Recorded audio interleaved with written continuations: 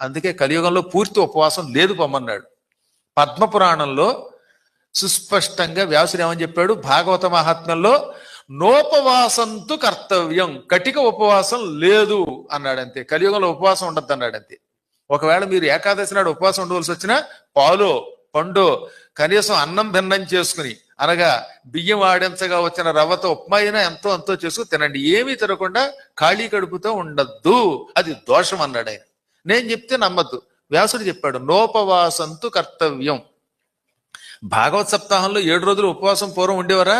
ఇప్పుడు ఏమంటున్నాడు, భోజనం తువరం మన్యే కథాశ్రవణ కారకం.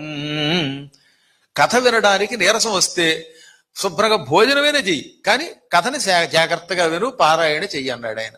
అందుకే వ్యాసుడు తండ్రి, మహానుభావుడు, విష్ణు స్వరూపుడు. కలియుగ ధర్మాలు తెలుసు ఆయనకి. కలియుగంలో ఎక్కువ తిండి లేకపోవటం వల్ల వచ్చే అనారోగ్యాలు తెలుసు.